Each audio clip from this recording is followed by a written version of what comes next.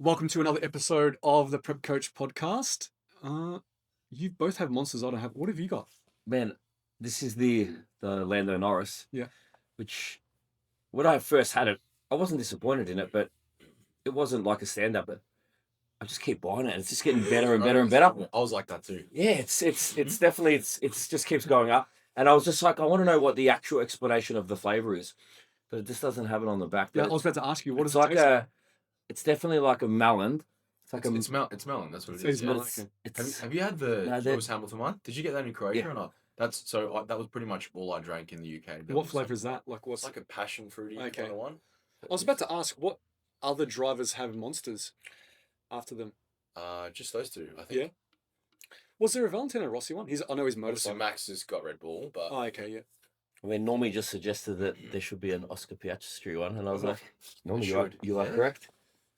there There should be a Normie monster, There to be honest. should release one over here. I think Timsy should have a monster named Man, after him. and I- That guy. Just have you just had a look at some of his analytics on some of those posts? No. So the last one he did was The one he did it was about Monster. Yeah, so he your did friend one- Gets he- your phone. And Oh, yeah, yes, but yes. when she Yes, gets yeah. sees your phone and sees the X, and it was all those. Monsters. I think it had been forwarded on to like someone had sent it to someone else like nearly 8,000 times. It went Really? viral. Yeah. Did it really? Nearly Went viral. 8,000 times. Good on him. Fucking good on him. And you know what? You'll love this.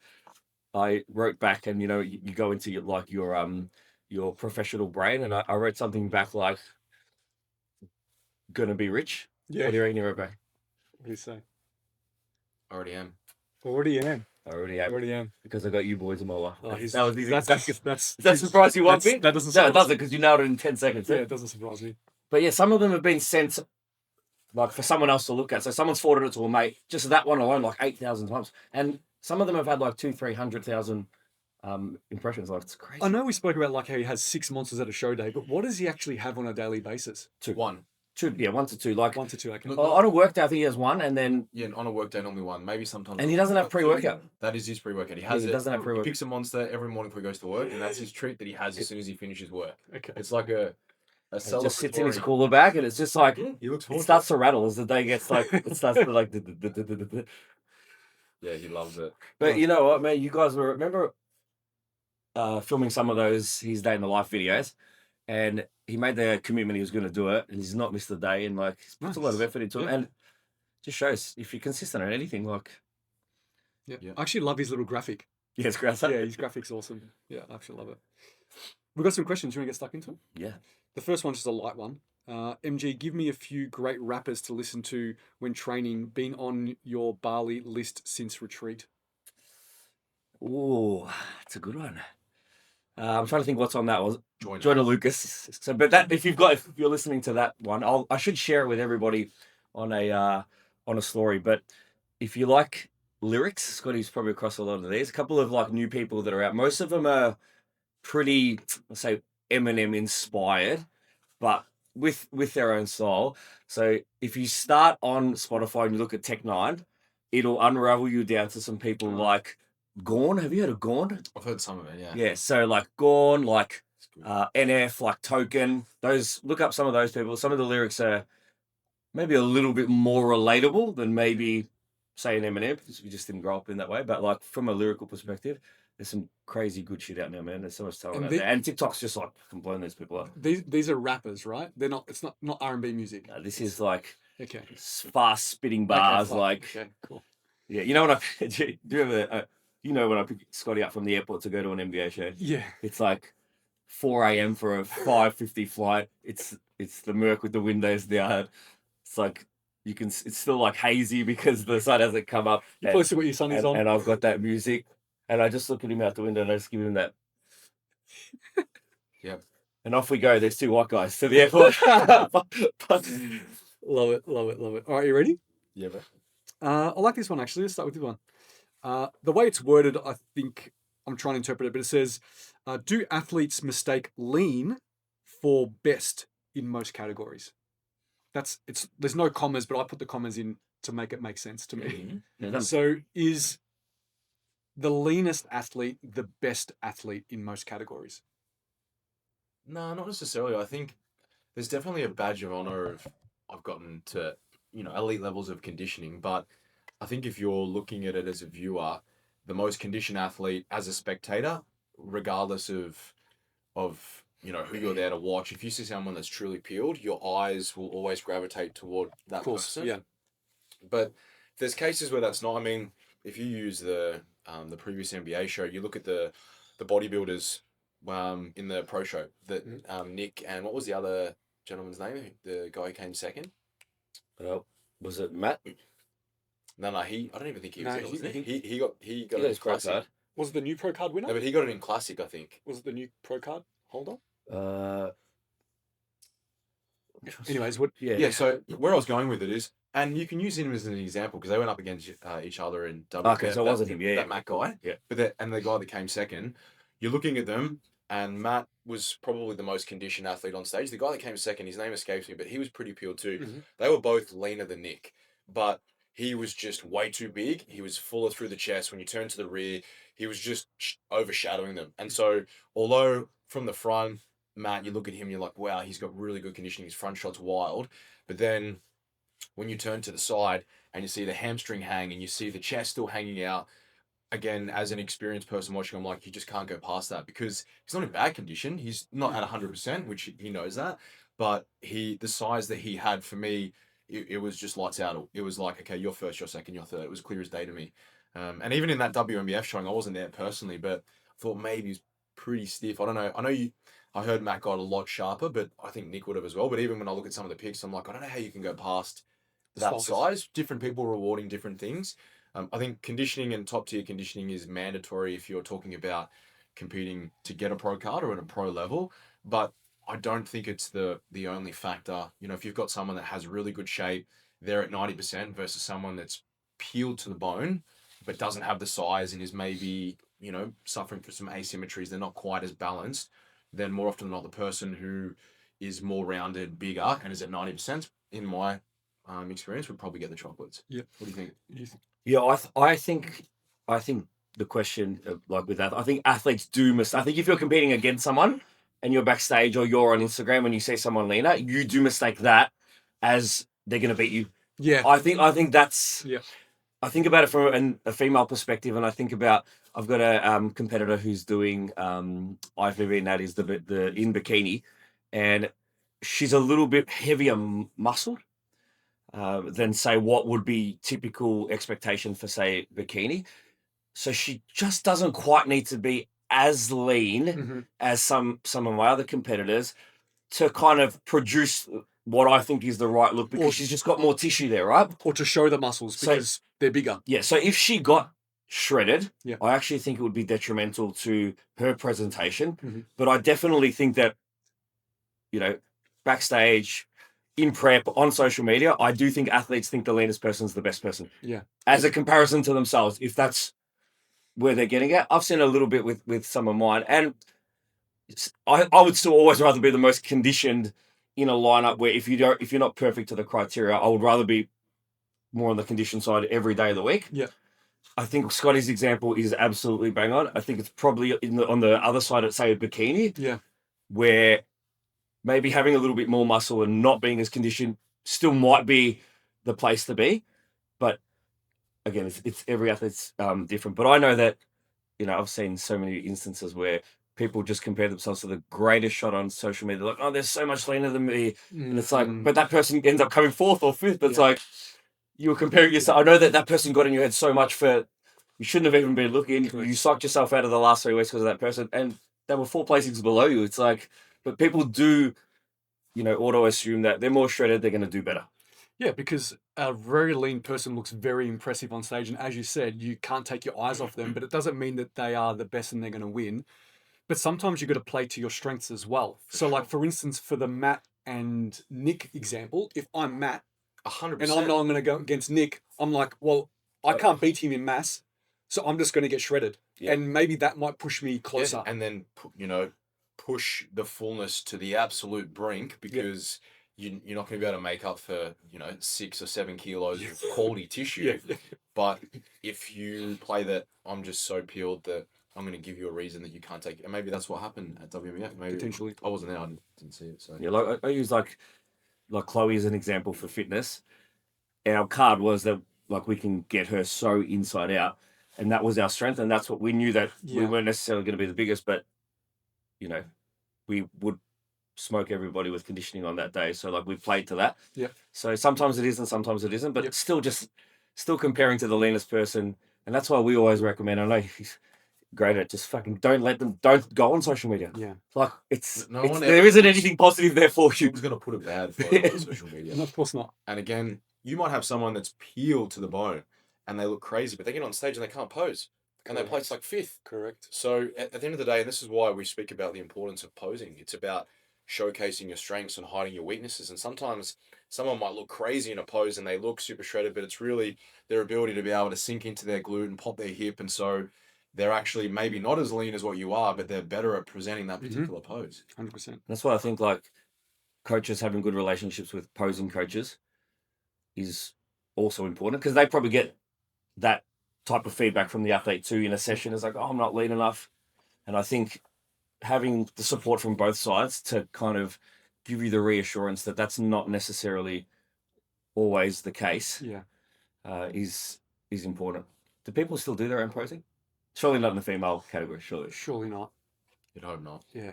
I think the guys probably need to get more assistance. Got guys are worse Yeah. than girls, but I think they're getting better. Like I see on, Donna's doing a lot more posing with guys now, which Yep. is good.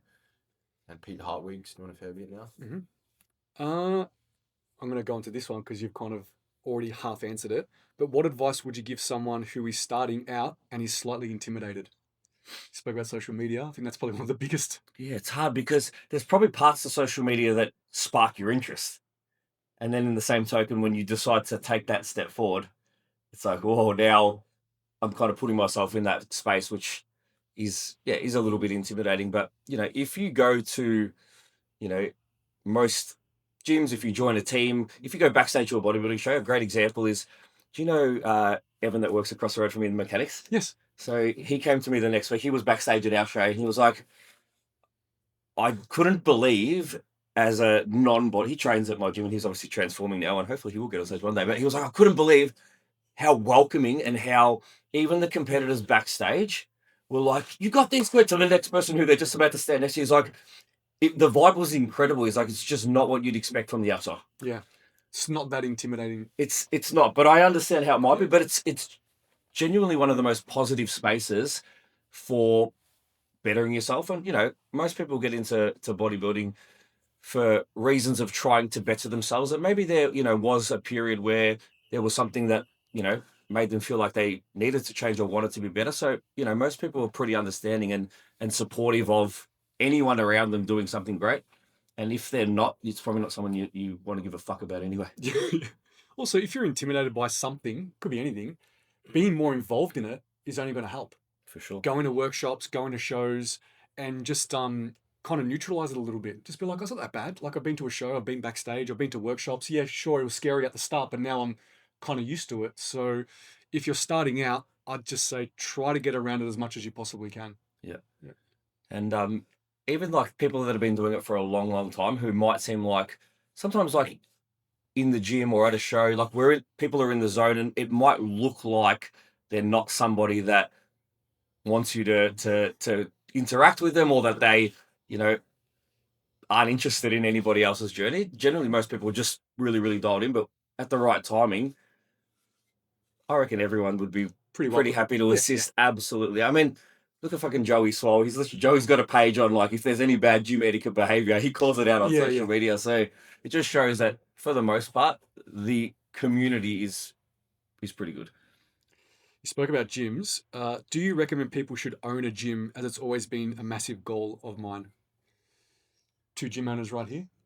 Sure. What do you think? We're at different ends of the spectrum at the moment, aren't we? It's interesting because I look at the early day. It's been 10 years, right? Yeah. So, and obviously the landscape of fitness has changed so much. COVID at the start, post-COVID, evolving the business.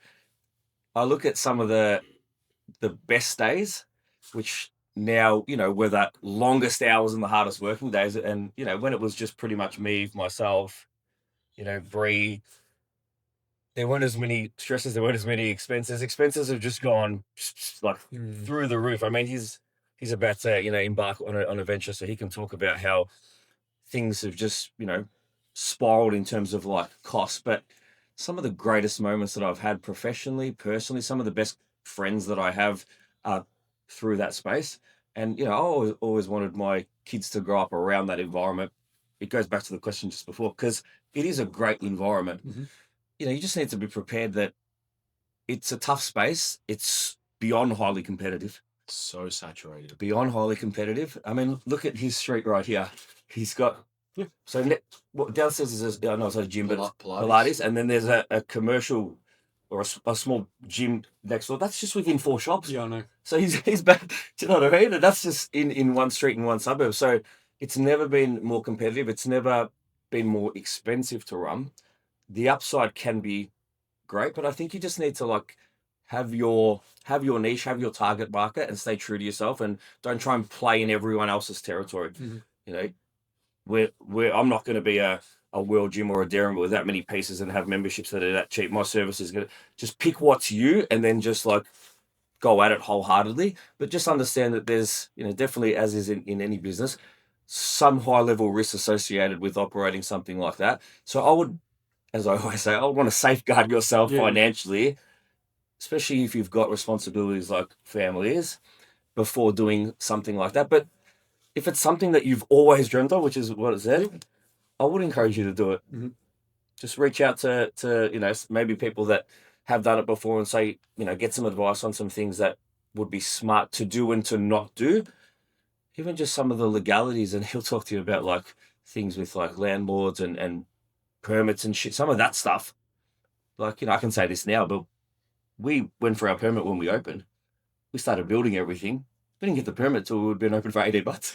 I put a shower up, but Don't tell anyone. yeah, but it's Yeah. because we thought it would take 6 months. Yeah. Because we had everything. We did everything. Yeah. So just things that you don't know until you're in that environment. But, there's be people who'd be able to give you some insight onto that stuff. But if it's your dream, start small, scale up.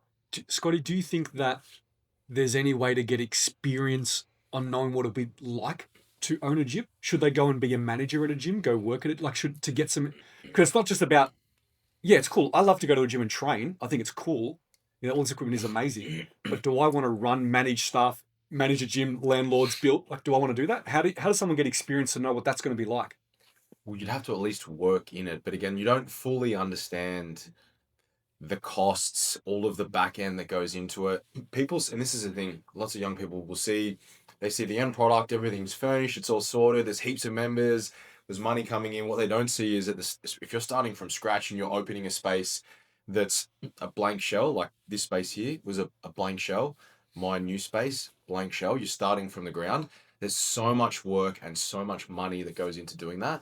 If you were wanting to start for the first time, in a lot of ways, it would be easier if you were managing a gym and then you had the opportunity to purchase or acquire that. Say it's not doing well, it's run down, and then you can kind of strip it, sort of start from scratch, but you've still got a bit of a foundational base where maybe you've got a few grand coming in a week, and then you need to have a side hustle to be able to keep things moving. Like when I opened up this, and we've had a few remodels here with floods and COVID and everything, but I remember painting. I didn't borrow any money. I put every single cent that I had into it. Jenny and I painted everything. I did the floors, everything on my own, to try and save costs. But I also remember doing 12-hour days of PT. I was still lecturing at uni to try and get more funds. And Jenny was working close to 7 days a week as well because she wanted to open a salon, and we decided to do both in a 12-month time span, which was fun. But we didn't have kids then. Yeah. So all we did was just work, but we were just a partnership with everything. So whatever she needed there would be here. And as you said, some of the best memories I had, like painting till 4:30 in the morning, going home, sleeping for 45 minutes, and then living on caffeine, working all day, and then coming back. And but they're the things that I think the younger generation aren't willing to do. Like I still remember when we bought our first house, and at my age, people weren't buying houses, but not having enough money then to be able to buy furniture. So we bought beanbags and we ate on the floor for like the first month. And then, we would go and buy our first piece of furniture, and you buy another one, and just not going out. And I think when you get to that stage where You know, we're in a good position now. It's like everyone sees that, but you don't see when you're eating on beanbags. You don't see when we're paying till 4 a.m, can't afford to pay someone to do that. Versus now, you know, if you want a new piece of equipment, once upon a time, you'd install it to save the $600 on install cost. Yep. Versus now, you're in a position to do that, but you've got to pay your dues. And I definitely don't regret it. If I did, I wouldn't be Of course. in another space. Of course. But the costs now are just on a different level as well, like astronomical. And permits, I mean, my new space will be opening in end of September, but I started this process in January last year, and we only just got our permits, and my handover isn't until next month. Yeah. So It's a long time. 18 months and hundreds of thousands of dollars. It's astronomical. And new kit as well. Like, my new facility has virtually everything new tech, every single piece is handpicked, and the whole process is well and truly north of 7 figures to do that. So, but again, different scale. If you were going to open up something like this now, you would need to allow at least a couple $100,000. Mhm. Yeah. And you'd be doing as much of it on your own. But I think you get an element, like you guys did a lot of your painting and stuff as well. We did it. Well, we also poured everything that we had into it. Do you remember I called you one night on a Thursday at like 9:30 p.m? I was like, hey, they just dropped off the sled track. I don't know what to do. And then you and Drew drove down, went to Bunnings for me, worked out what glue to use, and you and Drew were laying the sled track for me like 11 p.m. on a Thursday night. Yeah. That's Yep. See, I could have used you Yes. guys. Me and Normie did the first one, and it didn't hold down very well, and I ended up having to replace it and put a new the one. issue with my one is It's not coming off. that no one's getting that fucking thing. That's off, man. That That's stuck to the ground. the amount of glue that Drew did. I've got a scraper tool if you need Oh, it. God. But even, you know, my father-in-law tiled the bathrooms. He's a corporate. Yeah. You know, my whole family painted the inside and outside. My mum, my dad, Maeve's Wonderful. parents, Maeve's brothers and sisters, that whole building is people helping, man. Yeah. Makes a big difference. So, Can I ask, did you ever have the desire to do that? No, the reason being is because when I was working my 9 to 5er, I was like, I'm attached to this place. Like, if I want to earn money, I've got to go to that building to earn money. And I was like, I don't like that. Mm-hmm. I wanted the flexibility that I could earn money no matter where I was. Yep. That's it for me. So I knew that even though I considered like, oh, how cool would it be? You could open a gym and people will come and they train and like it's great. But I thought to myself, but I need to be there all the time. Yeah. And I don't know if I want to have that lifestyle. Everyone's different. Yeah. It takes a long time to get to the point where you can remove yourself from being involved in the day-to-day. So, yeah. Okay. Question for us. You guys have set an amazing standard for younger athletes and coaches, but who do you each look up to in the industry, bodybuilding wise or in the coaching space? Any coaches or athletes that you look up to? Also, thank you for the kind words as well. yeah, it's hard because you become such good friends with like so many coaches. I mean, we see the best athletes, especially from like a perspective of what's possible naturally. You know, sometimes I see some things that still continue to blow my mind, but I think, you know, the level of mutual respect of, you know, some of the guys still doing it now. For me, like, you know, Rich probably is someone that, you know, you just never hear a negative word about just the way, you know, Rich, like a Benny, like would conduct themselves and the amount of care that they take to like guide someone through that process. If you can continually do that and operate at that level for, you know, more than a decade, Mhm. you've had so much opportunity to do something lazy and you still don't. Like that's and then you hear some things about people who just, you know, take the easiest option with things, and you've got people who for decades have not once chosen to take the easy part. That's kind of, you know, what I continue to respect. And there's a good handful of coaches for me in Australia that continue to do that and will always be top tier. Yeah. For me, Benny is probably one of the top ones on my list from an athlete perspective because I've looked up to him for so long. Like back in the day, Yeah, I we're remember. talking 10, 12 or more years ago, looking at Benny back then, I was just like so inspired by him. And even now, he's a specimen. He's incredible. But then as a coach as well, I don't know too much of his coaching accolades. I know he has a lot of success. I don't know all of his clients, but as you said, I've never heard a bad word Sure. ever said about Benny and his coaching, ever. I'm not surprised. So there's no one else that I really kind of has spent my time to look at and be like, oh, that's a coach that I look up to or anything like that. There's Mhm. like, obviously I'm inspired by you boys, but I kind of I've stepped away by, looking deep within the industry anymore and just kind of just Well, do you my and I thing. started a lot on like a Cliff Wilson, Yeah, as like back then, Lane Norton, Cliff Wilson, 3DMJ guys, all that kind of stuff. yeah. But I haven't looked into those guys in so long. You know what's funny? I remember that first book, that Cliff Wilson bodybuilding book, Yeah. and I remember on the front cover it had like this amount of overalls and it had something like over 53 pro cards or something. He did a post this morning that he just got my 200th pro card. And I was like, Cliff Wilson. I got your first book when you had 40 something. wow. Yeah.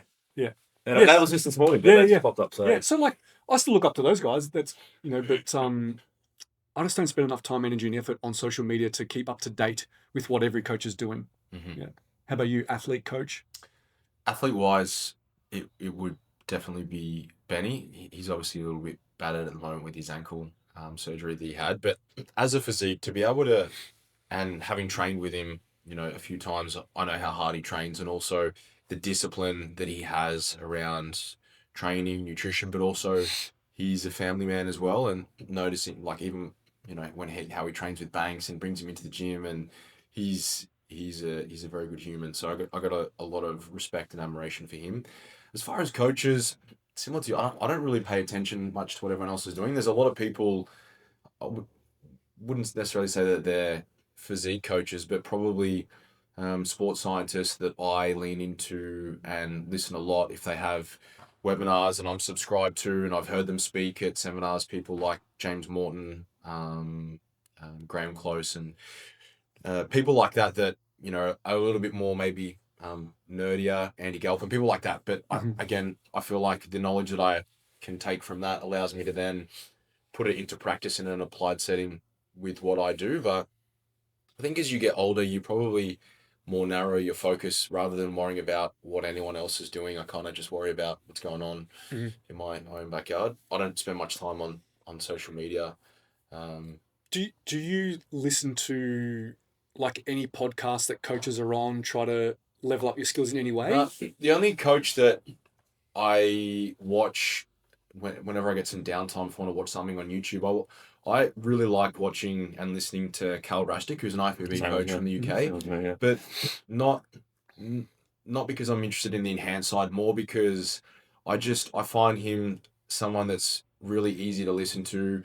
His dialogue, the way that he communicates, and he's very process driven. And it's his life. Yeah, and also for me, there's a bit of sentimental in that, when I see some of his clips being in the UK, it kind of reminds me of that, and being in that environment, which I sometimes I do miss that a little bit. So he's someone that I watch. I think I follow him on Instagram, but I don't his follow Instagram is Pro Coach. Callum Pro Coach. Okay. So he's got YouTube. He's got a YouTube. Yeah, I'll watch his I should look it up. So he's more. He doesn't do as much now, but whenever he does, his showcat weekends, just seeing. Yeah, he doesn't miss. He doesn't miss, man. Yeah, and also knowing that he went through a phase where he got very unhealthy. He was just relying on caffeine and drugs to basically keep him going. Wow. Because he was doing crazy. I think he coaches something like 70 IFBB pros now. It's a huge roster. That's a lot. But he's built a team. But seeing where he was to where he is, but just how invested he is, and in the early days where he would fly around with all of his athletes, knowing that it wasn't about making money, it was more about process. He wanted to build something, and he was truly passionate about it. Whereas I think a lot of coaches now, young coaches, are so focused on how many clients they have and making money rather than focusing on the quality that you have. And in the early days, like we've spoken about, you would take a loss for a good 6 to 8 weeks if during comp prep season, because you're spending sometimes thousands of dollars on flights, accommodation to fly around. That's what you do. But equally, that's how you go from having 5 clients to 10 to 20, 30 to 40. I'll just flick through those like that's. Just flick through that. That's just like. Oh wowzers! It's some incredible athletes. Yeah, like that's Mark Hector. He coaches the guy who. Have you ever seen that? She's shredded. Man, have you seen what's his name, Nas, who I think will actually contend for the Olympia this year in Classic. Yeah. So he's UK based? Yeah. Okay, cool. Yeah, he's UK based. Is there any podcasts or any educational things from a coaching perspective that you I used to live on bodybuilding podcasts. Yeah, so did I. Man, me and you used to sit there and Yeah, I know. Talk watch about it. watch Fuad and just every single week, Yeah. and we'd send each other clips. And Yeah. but as life starts to get a little bit more busy, I don't even get a chance to watch television anymore. Can't think of that. I only watch TV when we're flying.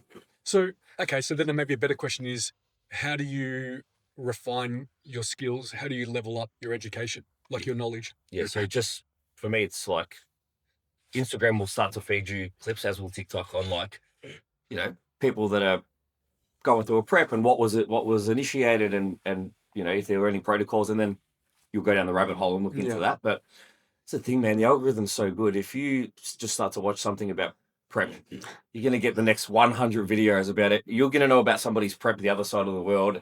You'll know about the good ones. You'll know about the bad ones. It's crazy. I think for me, I start to be critical of myself and have a look at, okay, that could have been done better, and I'll go down that rabbit hole. Or I want to, for this athlete, they need to grow that, and they've got this specific imbalance. I'm going to go down that rabbit hole and investigate that. So for me, I'm probably more pointed in what I look at in general, because I feel that I've got a good level of knowledge. So for me, it's about being critical of myself, being critical of my own results with my clients, and going, okay, that could have been done better, investigate that. That could have been done better, investigate that.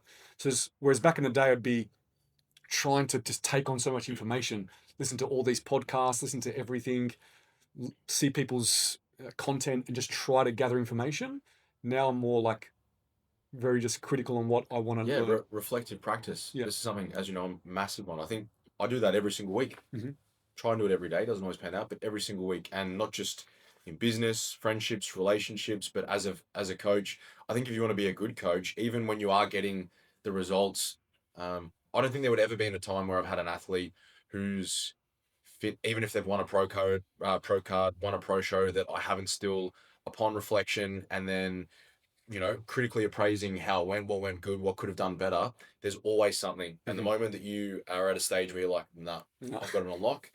For me, well, some people get to that point, and not everyone's going to be as meticulous with that. But I think that's the difference between good and great, and consistent results time after time. I agree. Change of pace. Are NBA mid-year shows bigger now with IFBB natural shows at the same time? We won't know yet, but obviously the goal is to grow the season. We're in it. IFBB naturals are in it. So hopefully together, our powers combined, Yeah. and we grow that season. That was always the goal. It wasn't about us dominating everything. It was about trying to grow the sport in general. So And we said that from day one. we did say We remember we got so many questions like, "How do you feel?" We're like, "We're wrapped." we're wrapped that they're doing it. And Yeah. that's not just us saying it. All of our athletes are doing that show. So Yeah, we're actually walk like we're saying. I think I've got more athletes doing the IFBB shows than Correct. the NFL shows. That's what I Like, was it's just just the way it is, right? So we we can see how that does correlate with bigger numbers. I mean, it's the second year, so the numbers should be bigger regardless. But I think as an athlete, knowing that you can bridge either after or earlier to season C, it definitely opens up more doors. So I think it's good for the sport. But it's one thing to say publicly, there's another fan. How do you feel about that? Yeah, no, we're happy with it. But deep down, not being. The proof that we've put so many athletes into that show is the proof. Yeah. but two good federations in that mid-year going. But this is the thing, as coaches, just because we have an invested interest in a federation does not mean that we don't encourage athletes. I encourage more of my athletes to do other federations rather than my own, so that it exposes, and ideally do as many as you can. You're in this shape, expose yourself, and also see what you like, what you don't like, and then lean into that. To be honest, for me, I could care less. Like that, if they don't decide to do an NBA show, I'm not going to be like, oh, you should do NBA. I encourage them to do IFBB, do ICF. Man, it's probably easier for you if they don't do an NBA show. Like, Well, so it's less stress, because then if they're there, it's also, I mean, if they do well, they place well, it's like that awkward. Well, not only that, it's just like, and it's one thing you have to worry about. You're trying to do the NBA work whilst right. you're also trying to do coaching work on the same day. It's a little bit difficult. Yeah, of course. Okay, this is a big question. I haven't actually read it, so here we go. I'm 3 weeks post prep, and I have just got bloods back, as I've been feeling very weak and sore for weeks. I haven't gained much weight, but I'm always hungry and worried my reverse isn't going well. AST, ALT, creatine, EFGR are way up. My coach said this can be liver issues. Is this normal? AST, ALT. Yeah, so AST and ALT. That's all normal Man, to be up. You could train the day before your bloods and everything be great and not even be in prep and have elevated AST and ALT. I mean, my iron condition has my AST and ALT elevated all the time. Well, So- so your aminotransferases, AST and ALT, those markers for any, not even just a physique athlete, any athlete that trains hard, they're also a marker for, because it's in particular AST, because that's found more heavily in skeletal muscle. ALT is, it's not uncommon to see that elevated as a athlete that trains hard, but it is more primarily liver based. But seeing those elevated post prep is very normal, and even in the improvement season, most of my athletes and myself would be in that camp. It wouldn't be uncommon to see them above 40 to sort of 50. A lot of athletes post prep, they're well above 70, 80 now. Some of those other markers, did you say Creatine? that'll be creatinine? Yeah. So again, that's a marker for muscle damage. So we would expect that to be higher. And then what else did they reference? EFGR. EGFR? Yeah. Yeah, it should be EGFR. Okay, yeah, so that's the estimated glomerular filtration rate. So this is an interesting one because that's looking at your kidney's capacity to basically clear. Yeah, more or less. Exactly. Clear, yeah. So it's looking at your filtration rate, your filtration capacity. But that formula is very heavily influenced by creatinine. So if your creatinine levels, but equally your EGFR, I don't know whether, is it a she? It doesn't say. Okay. Well, whoever this person is, your EGFR would usually be low, not high. So whether they're saying all the other levels are up, and then maybe that was a lot of people when they get their blood panel, they see that there's a lot of markers that are red, and it's like, oh my god, it's really bad, it's bad. But if those markers are all up, and your estimated glomerular filtration rate, so your kidney's ability to filter this waste, that filtration capacity is lower, and creatinine is higher, it's telling you that this equation is squared. But it's also, when you're looking at your blood, so when you're looking at any kind of pathology, you need to look at it through the right lens. So when you're looking at those reference ranges, they're based on sedentary adults who don't work out, who don't exercise. So you're not looking at athletic populations. And that's why when you're looking at those markers, and this is something that kind of irritates me a little bit, a lot of doctors are like, you can't do anything for 6 weeks because these markers are up. But those ranges are based on Jim and Diane who, don't work out, sit on the couch. Maybe they drink a lot of alcohol. They're potentially overweight. They're not training to failure on a hack squat and exposing their bodies to a stimulus that they're not accustomed to every single week. So those markers being elevated would be a normal diet-related perturbation that you would typically see. Now, if this athlete's saying that they're still lean, well, they're saying that their weight really hasn't gone up, and they're feeling hungry, tired, sore. Yeah. Okay, so that sounds like an under-recovered result. Yes. And especially the sore part says a lot too with those markers, right? We know that the best way to clear that, and this is how you would attenuate that. So your coach, I'm not sure whether they've looked at or maybe they're just thinking AST/ALT, they hit Google, it means that their liver's no good. Yeah. But when you look at, and this is where you have to be objective, when you look at those markers, creatinine being elevated and your aminotransferase levels being elevated, and then if EGFR is down, it would tell you that is more of a muscle damage issue. Yes. And so it'd also be keen to know, where was LD, where was creatine kinase. If those markers are also up, it's also most likely confirmation that this is an under recovery issue. So perhaps have a week off training, put in some more food. If you're still very lean, it's normal to have an increase in food seeking behaviors, but the goal, once you're out of contest prep, should be to recover. And the whole purpose of getting bloods done is to let you know where your body is at physiologically. And then the subjective markers are more or less telling us how your body is functioning within that physiology. So in this case here, for me, it sounds like under-recovered, probably subclinical low energy availability.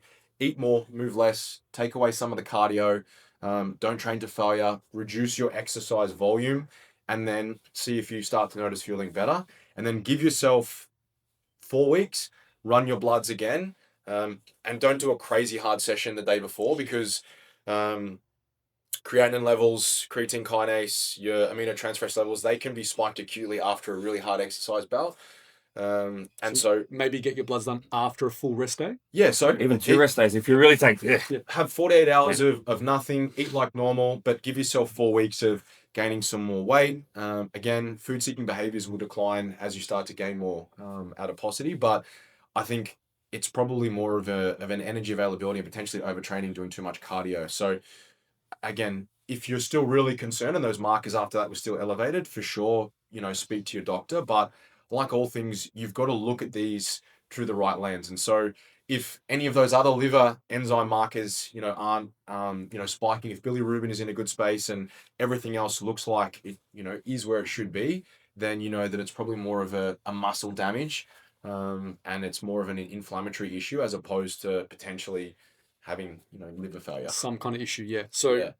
I wouldn't jump to any big conclusions like there's something wrong with you at the moment. Also, you obviously need to There'd be a liver function. Clearly, liver function itself didn't come up because Well, any reasonable. even the fact that you haven't, whoever this person is, they haven't referenced. I'm not saying that they aren't, but if you had said that bilirubin is also really, really high, I've been like, okay, cool. Well, that is more of an issue with liver issues. But for me, creatinine being high, if EGFR is low, that straight away, Under-recovered. you're under recovered. It's a muscle damage issue, Yep. and you're still just trying to flog a dead horse. And that's why, again, the recovery phase, and even her using the term reverse, depending how lean this person is, the goal isn't to just take your time bringing food out. You got to restore some essential fat mass. For some context and as an example, I've been as high as in the 90s, right, which is getting right up It's there. getting up there, yeah. And this was like at the end of our 2025 season, October. I got really, really sick. Oh, that's right, yeah. And I trained that day that I did those bloods. The next time I did them, which was the start of this year's episodes, when I spoke about how good my body was, they were, remember I said they're back in the normal range for the first time? And I'd put on 9 kilos, sleeping, everything was back to perfect. So I also didn't train 3 days before that test. Yeah. So that makes a huge difference. The other thing that people should look at, and more often than not, they don't fall within the range, but when they look at their bloods, if you're getting a white cell count and you're looking at your white cell count, and you're looking at your neutrophils and eosinophils, and if they're just in range, the range might be like 2 to 9, right? And they're 2.1. So you don't get a red flag for that. But for me, when I'm looking at that, straight away I'm like, well, that's immunosuppression. So if someone's coughing and you're around someone that's sick, you're going to be in the toilet for the next week. Yeah. Not as in like you're physically in the toilet, as in you're going to be compromised for the next week. So they're also things that, versus, does your coach look at those things, or is your doctor looking at that? Oh, they're in range, so you're fine. But again, context is so important. You've got to, and you have to remember that those ranges, they're not specific to athletic populations. Yeah. And just like, so that as well as a coach, like saying things like liver issues, liver damage, like GPs often aren't even concerned if that AST is not like 5x the norm. So like if you're in the 40s, you're a long way away from anything that's honestly concerned. Say you had someone that was like 90 for AST, and this is a liver issue. That athlete might be walking around in the 55, 60 range. So it's kind of relative. If you've got someone that's 55 or even 60 after prep, but they're usually in the 20, then that's a 3x on where they're at, versus you might have someone that's 90, but they're walking around at 55 or 60, then you haven't even 2x. So it's all relative. And also, this is where as well, if as a coach or practitioner, if you don't understand something, then don't just throw something out there because of whoever this person It's is. concerned. Yeah, of course. Yeah, that's understandable. But you don't know what you don't know. So if you don't know those things, then you just educate yourself or spend time with someone, read books, whatever, so that you can understand it. But just because you see a marker that can be used to identify issues with a certain area doesn't automatically have blanket statement, this is the problem. If I return something in the 40s, my doctor says, "Are you bloody bodybuilders?" It's because it's fully aware that it's nothing to be concerned about related to what you do. I'm sure they have enough data, if they collected it all, that the athletic population should have their own ranges. You would think. You're a bodybuilder, these are your ranges.